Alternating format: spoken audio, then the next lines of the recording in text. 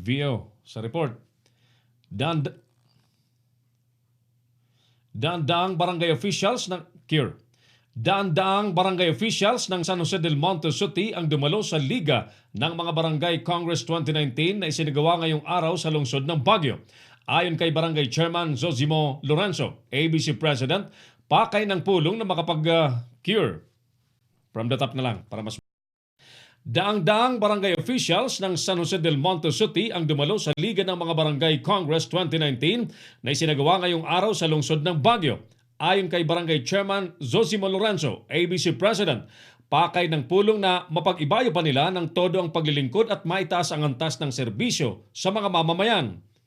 SOT Kapitan Zosimo Lorenzo.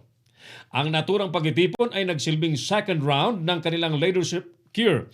Ang naturang pagtitipon ay nagsilbing second round ng leadership training ng mga opisyal ng barangay at pinagtuunan din ang hangganan ng kanilang otoridad. SOT Lorenzo.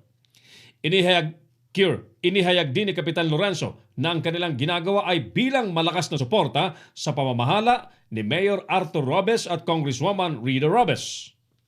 SOT Lorenzo. Tiniyak din ng Liga na ang lahat ng barangay sa kanilang lungsod ay nakatutupad sa war on drugs at sa pangangalaga sa kalikasan. SOT Lorenzo. Ano nga ba ang mga natutunan ng mahigit 600 barangay officials na dumalo sa Kongreso ng Liga? SOT Kapitan Rocha. SOT Kapitan na nakaputi. Sa panig naman ng DILG, sadyang nais matiyak ng ahensya na natutupad ng lahat ng barangay ang mga panuntunan sa maayos na panunungkulan. SOT Engineer Jason Humacchio. Kaya't ang payo niya sa mga naglilingkod sa barangay. SOT Engineer Humacchio.